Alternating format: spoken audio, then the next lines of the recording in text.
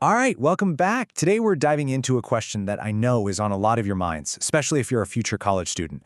How in the world do you create a budget when you have, like, zero income? I know, it sounds totally impossible. But don't worry, by the time we're done here, you're going to have a super clear, actionable plan to start mapping out your financial future. Let's get right into it. This really is the big one, isn't it? It feels so overwhelming to think about these huge college expenses when you don't have a steady paycheck coming in. But here's the secret, and it's a total game changer. You're not actually planning with the money in your pocket right now. You're planning with the money you will have.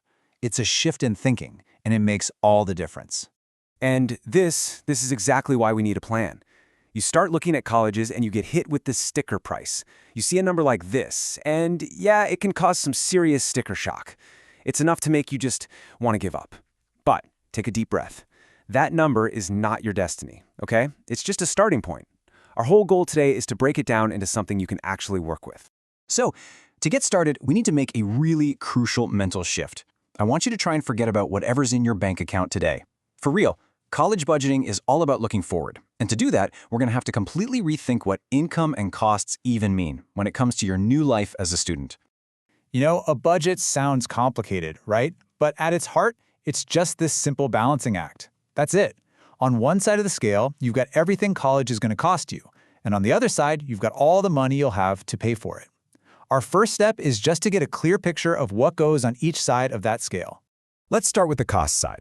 Now, the source material we're looking at has this really useful term for them, Petley costs. Just think of them as the big four, the absolute non-negotiable foundations of your college expenses. You've got tuition, of course, then room or housing, board, which is just a fancy word for your food or meal plan, and finally, books and supplies. Those four things are the core of what you'll need to pay for. Okay, now for the other side of the scale, how you're going to pay for it all.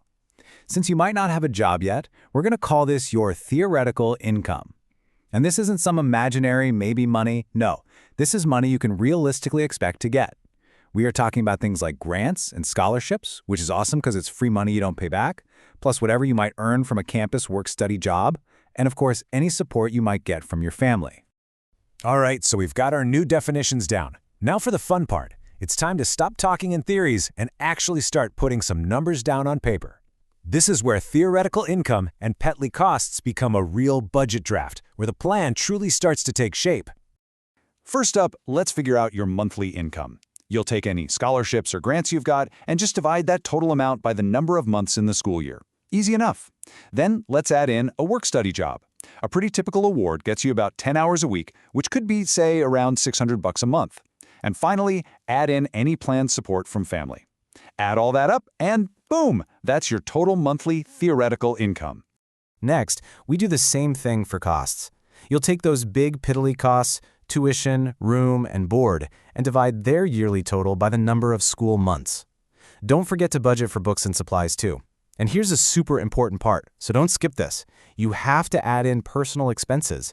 Your phone bill, going out with friends, subscriptions. Trust me, these are often the wants that can totally sink a budget if you're not planning for them. Okay, this is it. We've reached what is maybe the most important part of this whole exercise. We have our potential income, we have our estimated costs, and now we're going to do some really simple math to find out exactly where we stand. This is the moment of truth, the moment of clarity. And don't worry, the math here is so simple. No crazy formulas. Step 1, you add up all your monthly theoretical income. Step 2, you add up all your estimated monthly costs. And then step 3, the big reveal. You just subtract your total costs from your total income. And that number you're left with, that's your balance. And this is what's so great about seeing it visually, right? For a lot of students, probably most of us, that cost bar is going to be taller than the income bar. And that space, that little bit of empty space between the top of your income and the top of your costs, that is your financial gap. So let's be super clear. If your balance is a negative number, that's your gap. But listen, this is not a bad thing. It's not a grade, it's not a sign you failed. It's the total opposite. It's a specific, concrete number, it's the exact amount of money you still need to find, and now that you actually know what it is, you can make a real plan to close it. And that leads us right into our last section. What do you actually do about it? Because finding your gap isn't the end of the road at all. It really is the starting line. You've just turned all that vague, sleepless night kind of stress about money into a clear, solvable problem. It gives you a target to aim for. So how do we close this gap? Well, you've basically got two big levers you can pull. On one hand, you can work on increasing your income. That means hunting for more scholarships or making a solid plan for a summer job. And on the other hand, you can work on decreasing your costs, looking for cheaper housing options, maybe a different meal plan, or cutting back on some of that personal want spending. And really, that's the whole point of this entire exercise. By going through these steps, you've done way more than just play with some numbers on a spreadsheet. You've taken control. You've turned all that uncertainty into a real plan of action. You now have a roadmap for your financial future. So I'm going to leave you with this question to think about.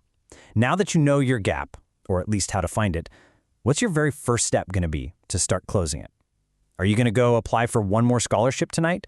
Maybe start researching some cheaper housing options? Or sit down and make a serious savings plan for a summer job? The choice is yours, and your journey to being financially ready for college starts right now.